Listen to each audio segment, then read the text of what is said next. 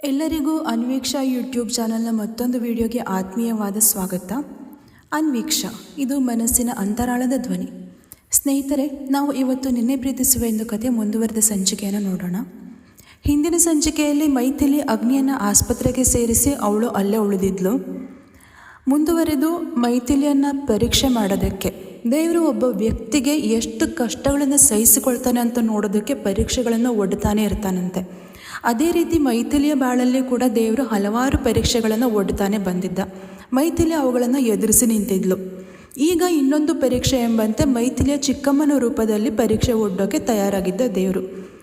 ಇಲ್ಲಿ ಮೈಥಿಲಿಯ ಚಿಕ್ಕಮ್ಮ ಯಾರು, ಅವಳ ವ್ಯಕ್ತಿತ್ವ, ಗುಣ, ನಡತೆ ಹೇಗಿರುತ್ತೆ ಅನ್ನೋದನ್ನು ನಾವು ಈ ಸಂಚಿಕೆಯಲ್ಲಿ ನೋಡೋಣ.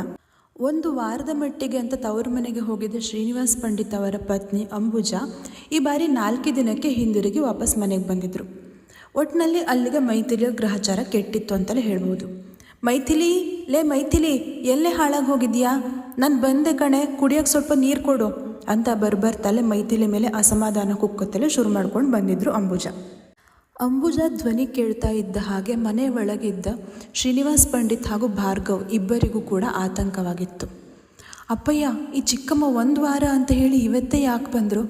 ಅಕ್ಕ ಬೇರೆ ಇನ್ನೂ ಮನೆಗೆ ಬರಲಿಲ್ಲ, ಅವಳಿಗೆ ಫೋನ್ ಮಾಡಿದರೂ ಕೂಡ ರಿಸೀವ್ ಮಾಡ್ತಾ ಇಲ್ವಲ್ಲ ಅವಳು ಅಂತ ಭಾರ್ಗವ ತಂದೆಯ ಬಳಿ ತುಸು ಆತಂಕ ಮಿಶ್ರಿತ ಭಯದಲ್ಲಿ ಹೇಳಿದ್ದ. ಹೌದು ಕಣೋ, ನನಗೂ ಅದೇ ಆತಂಕ ಆಗ್ತಾ ಇರೋದು.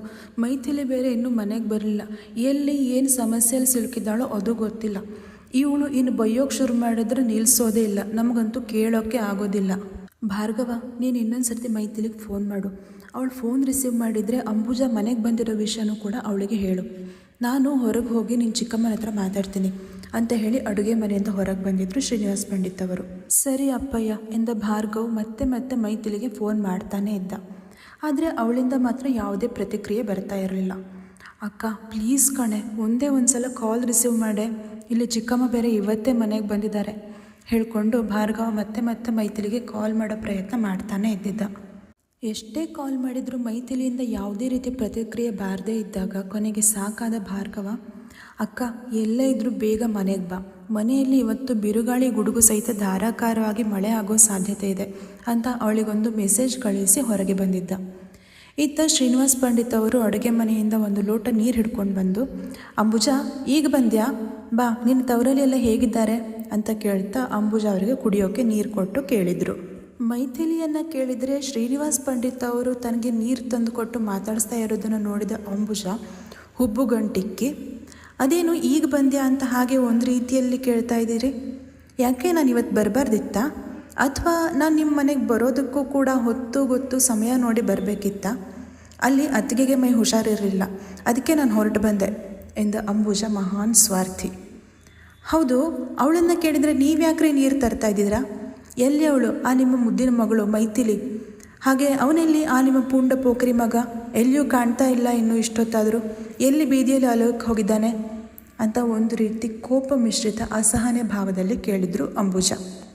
ಒಟ್ಟಿನಲ್ಲಿ ಅಂಬುಜಾ ಮನೆಗೆ ಬರ್ತಾ ಇದ್ದ ಹಾಗೆ ಮೈಥಿಲಿ ಮತ್ತು ಭಾರ್ಗವ ಇಬ್ಬರಿಗೂ ಸಹಸ್ರನಾಮಾರ್ಚನೆ ಶುರುವಾಗ್ಬಿಟ್ಟಿತ್ತು. ಅಂಬುಜಾ ಆಡಿದ ಮಾತುಗಳನ್ನು ಕೇಳಿ ಭಾರ್ಗವನಿಗೆ ಕೋಪ ಬಂದ್ಬಿಟ್ಟಿತ್ತು. ಚಿಕ್ಕಮ್ಮ, ನಿಮ್ಮ ಮಾತನ್ನು ವಾಪಸ್ ತಗೊಳ್ಳಿ, ನಾನೇನು ಪುಂಡ ಹುಡುಗರ ಹಾಗಲ್ಲ, ನೀವು ಬಾಯಿಗೆ ಬಂದದ್ದು ಹೇಳಬೇಡಿ, ನಾನು ಎಲ್ಲಿಯೂ ಹೋಗಿಲ್ಲ, ಮನೆಯಲ್ಲೇ ಇದ್ದೆ ಎಂದು ತುಸು ಗಂಭೀರವಾಗಿ ಹೇಳಿ ಹೊರಗೆ ಬಂದಿದ್ದ ಭಾರ್ಗವನ ಗಡಸು ಗಂಭೀರ ಧ್ವನಿ ಕೇಳಿ ಅಂಬುಜಾ ತುಸು ಮೆತ್ತಗಾದರು. ಆ ಮನೆಯಲ್ಲಿ ಅಂಬುಜಾ ಯಾರಿಗಾದರೂ ಸ್ವಲ್ಪ ಹೆದರ್ತಾರೆ ಅಂದರೂ ಅದು ಭಾರ್ಗವನಿಗೆ ಮಾತ್ರವೇ ಆಗಿತ್ತು. ತಾಳಿ ಕಟ್ಟಿದ ಗಂಡನಿಗೂ ಕೂಡ ಕವಡೆ ಕಾಸಿನ ಕಿಮ್ಮತ್ತು ಕೊಡ್ತಾ ಇರಲಿಲ್ಲ ಅಂಬುಜಾ. ಇನ್ನು ಮಕ್ಕಳಿಬ್ಬರೂ ಅವರ ಹೊಟ್ಟೆಯಲ್ಲಿ ಹುಟ್ಟಿದವರೇ ಅಲ್ಲ. ಹಾಗಿದ್ದಾಗ ಅವರ ಮೇಲೆ ಪ್ರೀತಿ ತೋರಿಸೋದಕ್ಕೆ ಹೇಗೆ ಸಾಧ್ಯ? ಸ್ವಾರ್ಥಕ್ಕೆ ಇನ್ನೊಂದು ಹೆಸರು ಅಥವಾ ಉತ್ತಮ ಉದಾಹರಣೆ ಅಂತ ಏನಾದರೂ ಇದ್ದಿದ್ರೆ ಅದು ಅಂಬುಜಾ ಮಾತ್ರ ಆಗಿತ್ತು. ಇಲ್ಲಿ ಮೈಥಿಲಿ ಮತ್ತು ಭಾರ್ಗವ್ ಇಬ್ಬರು ಶ್ರೀನಿವಾಸ್ ಪಂಡಿತ್ ಅವರ ಮೊದಲನೇ ಹೆಂಡತಿಯ ಮಕ್ಕಳು. ಭಾರ್ಗವನಿಗೆ ಜನ್ಮ ನೀಡಿ ಅವನಿಗೆ 5 ವರ್ಷ ತುಂಬ್ತಾ ಇದ್ದಾಗ ಇದ್ದಕ್ಕಿದ್ದ ಹಾಗೆ ಹೃದಯಾಘಾತವಾಗಿ ತೀರ್ಕೊಂಡಿದ್ರು ಶ್ರೀನಿವಾಸ್ ಪಂಡಿತ್ ಅವರ ಮೊದಲನೇ ಪತ್ನಿ. ಮಕ್ಕಳಿಬ್ಬರು ಇನ್ನೂ ಚಿಕ್ಕವರು. ಮೈಥಿಲಿಗೂ ಭಾರ್ಗವನಿಗೂ 3 ವರ್ಷದ ಅಂತರವಿತ್ತು. ಮೈಥಿಲಿ ಅವರ ಜೀವನಕ್ಕೆ ಬಂದ ಮೇಲೆ ಭಾರ್ಗವನ ಜನನ ಆಗಿತ್ತು. ಒಂದು ಅರ್ಥದಲ್ಲಿ ಮೈಥಿಲಿ ಶ್ರೀನಿವಾಸ್ ಪಂಡಿತ್ ಅವರಿಗೆ ಲಕ್ಕಿ ಚಾರ್ಮ್ ಅಂತಲೇ ಹೇಳ್ಬೋದು. ಅವರ ಮಡದಿ ಇದ್ದಾಗ ಇಬ್ಬರು ಮಕ್ಕಳನ್ನು ಯಾವುದೇ ರೀತಿಯ ಭೇದ ಭಾವ ಇಲ್ಲದೆ ಪ್ರೀತಿಯಿಂದ ನೋಡಿಕೊಂಡ ಜೀವ ಅವರದ್ದಾಗಿತ್ತು. ಒಳ್ಳೆಯವರಿಗೆ ಕಾಲ ಅಲ್ಲ ಅಂತ ಹೇಳ್ತಾರಲ್ಲ, ಹಾಗೆ ಆಗಿತ್ತು ಶ್ರೀನಿವಾಸ್ ಪಂಡಿತ್ ಅವರ ಮನೆಯಲ್ಲಿ ಕೂಡ. ಎಲ್ಲರನ್ನ ಪ್ರೀತಿಯಿಂದ ನೋಡಿಕೊಂಡ ಆ ತಾಯಿ ಜೀವ ಯಾರಿಗೂ ಹೇಳದೆ ಕೇಳದೆ ತನ್ನ ಪ್ರೀತಿಯ ಗಂಡ ಮತ್ತು ಮಕ್ಕಳನ್ನು ಬಿಟ್ಟು ಕೊನೆಯುಸಿರೆಳೆದು ಈ ಮೂವರನ್ನು ಅನಾಥರನ್ನಾಗಿ ಮಾಡಿ ಹೋಗ್ಬಿಟ್ಟಿದ್ರು. ಬಡದಿ ತೀರಿಕೊಂಡ ನಂತರ ತಮಗೆ ಇಷ್ಟ ಇಲ್ಲದೆ ಇದ್ದರೂ ಕೂಡ ಚಿಕ್ಕ ಮಕ್ಕಳಿಗೆ ತಾಯಿಯ ಅವಶ್ಯಕತೆ ಇದೆ ಎಂದು ಹೇಳಿದಾಗ ಊರವರ ಒತ್ತಾಯಕ್ಕೆ ಮಣಿದು ಪಕ್ಕದವರಿನ ಈ ಅಂಬುಜಾ ಅವರನ್ನು ವಿವಾಹವಾಗಿದ್ದರು ಶ್ರೀನಿವಾಸ್ ಪಂಡಿತ್ ಅವರು. ಅಂಬುಜಾ ಅವರಿಗೆ ಮದುವೆಯಾಗಿ 2 ವರ್ಷಗಳು ಆದ ಮೇಲೆ ಗರ್ಭ ನಿಂತಿತ್ತು.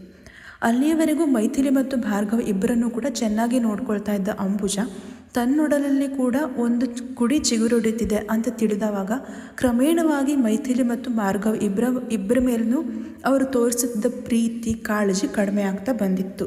ಶ್ರೀನಿವಾಸ್ ಪಂಡಿತ್ ಅವರು ಎದುರಿಗೆ ಇದ್ದಾಗ ಮಕ್ಕಳನ್ನು ಚೆನ್ನಾಗಿ ಮಾತಾಡಿಸಿ ಚೆನ್ನಾಗಿ ನೋಡ್ಕೊಳ್ತಾ ಇದ್ದ ಅಂಬುಜಾ ಪತಿ ಇಲ್ಲದ ಹೊತ್ತಿನಲ್ಲಿ ಹೊಡೆದು ಬೈದು ಚುಚ್ಚು ಮಾತುಗಳನ್ನು ಆಡ್ತಾಯಿದ್ರು.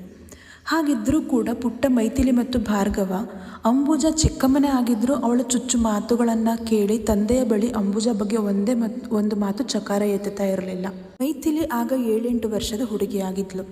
ತಮ್ಮ ಮನೆಗೆ ಇನ್ನೊಂದು ಪಾಪು ಬರುತ್ತೆ ಅಂತ ತಿಳಿದಾಗ ಅಷ್ಟು ಚಿಕ್ಕವಳಾಗಿದ್ದರೂ ಕೂಡ ಅಂಬುಜಾಳಿಗೆ ತಾಯಿಯ ಹಾಗೆ ಆರೈಕೆ ಮಾಡ್ತಾ ಇದ್ಲು ಮೈಥಿಲಿ. ಅದರಲ್ಲಿಯೂ ಕೂಡ ಕೊಂಕು ಹುಡುಕೋದು ಅಂಬುಜಾ ಚಾಳಿ ಆಗಿಬಿಟ್ಟಿತ್ತು. ದಿನ ತುಂಬಿದ ಅಂಬುಜಾರಿಗೆ ಮಗು ಹುಟ್ಟುತ್ತಲೇ ಮರಣ ಹೊಂದಿದ್ದು ಮೈಥಿಲಿ ಮತ್ತು ಭಾರ್ಗವ ಇಬ್ಬರ ಮೇಲೆ ಇನ್ನಷ್ಟು ಕೋಪ ದ್ವೇಷ ಹುಟ್ಟುವಂತೆ ಮಾಡಿಬಿಟ್ಟಿತ್ತು. ಮಗುವನ್ನು ಕಳೆದುಕೊಂಡ ಅಂಬುಜಾ ಈಗ ಇರುವ ಮಕ್ಕಳನ್ನೇ ಮೊದಲಿನ ಹಾಗೆ ತನ್ನ ಮಕ್ಕಳು ಎಂದು ಭಾವಿಸದೆ ತನ್ನ ಮಗುವಿನ ಸಾವಿಗೆ ಇವರಿಬ್ಬರೇ ಕಾರಣ, ಇವರ ಕೆಲಸಗಳನ್ನು ಮಾಡ್ತಾ ಇದ್ದರಿಂದಲೇ ತನ್ನ ಮಗುವಿನ ಸಾವಾಯಿತು ಅಂತ ಇಬ್ಬರು ಪುಟ್ಟ ಮಕ್ಕಳನ್ನು ಜರಿದಿದ್ರು. ಏನೂ ಅರ್ಥವಾಗದ ಭಾರ್ಗವ ಮತ್ತು ಮೈಥಿಲಿ ಇಬ್ಬರು ಮೊದಲೆಲ್ಲ ತಾಯಿಯ ಹಾಗೆ ವಾತ್ಸಲ್ಯ ಪ್ರೀತಿ ತೋರಿಸ್ತಾ ಇದ್ದ ಚಿಕ್ಕಮ್ಮನ ಬಳಿ ಅವರ ಸನಿಹವನ್ನು ಬಯಸಿ ಹೋಗಿದ್ರೆ ಅಂಬುಜಾ ಸರಿಯಾಗಿ ಹೊಡೆದು ಬೈದು ಮಾಡಿಬಿಡ್ತಾಯಿದ್ರು. ಮೈಥಿಲಿ ಮತ್ತು ಭಾರ್ಗವ ಇಬ್ಬರು ಬೆಳೆಯುತ್ತಾ ಬಂದ ಹಾಗೆ ಅವರಿಬ್ಬರಿಗೂ ಅಂಬುಜಾರ ನಡವಳಿಕೆ ಇಷ್ಟವಾಗ್ತಾ ಇರಲಿಲ್ಲ. ಶ್ರೀನಿವಾಸ್ ಪಂಡಿತ್ ಅವರಿಗೂ ಕೂಡ ಮಡದಿಯ ನಡವಳಿಕೆ ಸೇರ್ತಾ ಇರಲಿಲ್ಲ. ಎಷ್ಟೇ ಹೇಳಿದರೂ ಕೂಡ ಅವ್ರ ಮಾತಿಗೆ ಬೆಲೆ ಅನ್ನೋದೇ ಕೊಡ್ತಾ ಇರಲಿಲ್ಲ ಅಂಬುಜಾ. ಮೈಥಿಲಿ ಚಿಕ್ಕಮ್ಮ ಹೇಳಿದ ಮಾತುಗಳನ್ನು ಕೇಳಿಸಿಕೊಂಡು ಎಷ್ಟೇ ಚುಚ್ಚು ಮಾತುಗಳನ್ನು ಆಡಿದ್ರು ಎಲ್ಲದಕ್ಕೂ ತಲೆ ಆಡಿಸಿ ಸುಮ್ಮನೆ ಅವ್ರು ಹೇಳಿದ ಕೆಲಸಗಳನ್ನು ಮಾಡ್ಕೊಂಡು ಬರ್ತಾ ಇದ್ದರೆ ಭಾರ್ಗವ ಚಿಕ್ಕಮ್ಮನ ವಿರುದ್ಧವಾಗಿ ನಿಲ್ತಾ ಇದ್ದ. ತುಸು ಒರಟಾಗಿ ಅಂಬುಜಾ ಮಾತಿಗೆ ತಿರುಗಿಸಿ ಹೇಳಿ ಬರ್ತಾ ಇದ್ದ. ಒಮ್ಮೆ ಅಂಬುಜಾ ಮೈಥಿಲಿ ತಾನು ಹೇಳಿದ ಕೆಲಸವನ್ನು ಸರಿಯಾಗಿ ಮಾಡಿ ಮುಗಿಸ್ಲಿಲ್ಲ ಎಂಬ ಕಾರಣಕ್ಕೆ ಅವಳ ಮೇಲೆ ಸಿಟ್ಟು ಮಾಡಿಕೊಂಡು ಅವಳ ಸಿಟ್ಟು ತಾರಕಕ್ಕೇರಿ ಶ್ರೀನಿವಾಸ್ ಪಂಡಿತ್ ಅವರು ಮನೆಯಲ್ಲೇ ಇಲ್ಲದ ಹೊತ್ತಲ್ಲಿ ಒಲೆಯಲ್ಲಿ ಉರಿತಾ ಇದ್ದ ಕಟ್ಟಿಗೆಯನ್ನು ತಗೊಂಡು ಮೈಥಿಲಿ ಕೈ ಸುಡೋಕೆ ಅಂತ ಬಂದವಾಗ ಅದೆಲ್ಲಿದ್ನೋ ಭಾರ್ಗವ ಓಡಿ ಬಂದು ತನ್ನ ಅಕ್ಕನ ಕೈಗೆ ಚಿಕ್ಕಮ್ಮ ಇಡ್ತಾ ಇದ್ದ ಉರಿಯುತ್ತಿದ್ದ ಕಟ್ಟಿಗೆ ತುಂಡನ್ನು ತಗೊಂಡು ಸ್ವಲ್ಪವೂ ಯೋಚಿಸದೆ ಅಂಬುಜಾರ ಕೈಗೆ ಇಟ್ಟುಬಿಟ್ಟಿದ್ದ.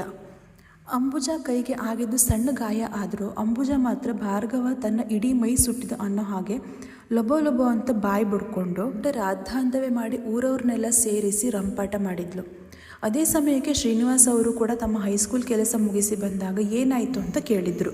ನಿಮ್ಮ ಮಗ ನಾನು ಮಲತಾಯಿ ಅಂತ ಹೇಳಿ ನನ್ನ ಮೈಕೈ ಸುಡೋದಕ್ಕೆ ಬಂದಿದ್ದ ನೋಡ್ರಿ ಅಂತ ಅಂಬುಜಾ ಆಗ ಬಾರದ ಕಣ್ಣೀರನ್ನು ಸುರಿಸಿ ಹೇಳಿದರು. ಭಾರ್ಗವನಿಗೆ ತೀರಾ ಕೋಪವೇ ಬಂದ್ಬಿಡ್ತು.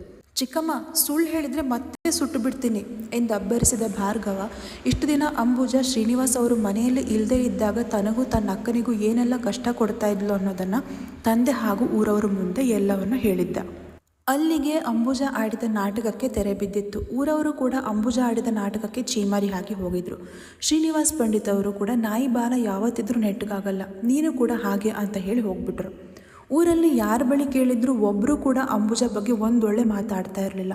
ಮಕ್ಕಳ ವಿಷಯದಲ್ಲಿ ಆಕೆ ಆಡಿದ ನಾಟಕ ನೋಡಿದ ಊರವರಿಗೂ ತಾವು ಬಡ ಮೇಷ್ಟ್ರಿಗೆ 2ನೇ ಮದುವೆ ಸಲಹೆ ನೀಡಿ ತಪ್ಪು ಮಾಡಿದ್ವು ಅಂತ ಪಶ್ಚಾತ್ತಾಪ ಆಗ್ತಾ ಇತ್ತು. ಆ ಬಗ್ಗೆ ಊರವರು ಶ್ರೀನಿವಾಸ್ ಪಂಡಿತ್ ಅವರ ಬಳಿ ಕ್ಷಮೆ ಕೂಡ ಕೇಳಿದರು. ಅಂದಿನಿಂದ ಮೈಥಿಲಿ ಮತ್ತು ಭಾರ್ಗವ ಇಬ್ಬರು ಇಡೀ ಊರಿಗೆ ಅಚ್ಚುಮೆಚ್ಚಾಗ್ಬಿಟ್ರು. ಅವರಿಗೆ ಅವರ ಮನೆಯನ್ನು ಬಿಟ್ಟರೆ ಇಡೀ ಊರಲ್ಲಿ ಯಾರದ್ದೇ ಮನೆಗೆ ಹೋಗಿ ಒಂದು ಲೋಟ ನೀರು ಕೇಳಿದ್ರೂ ಕೂಡ ಊಟ ಕೊಡುವಷ್ಟು ಊರಿನ ಜನರ ಜೊತೆ ನಂಟು ಹೊಂದಿದ್ರು ಇವರಿಬ್ಬರು.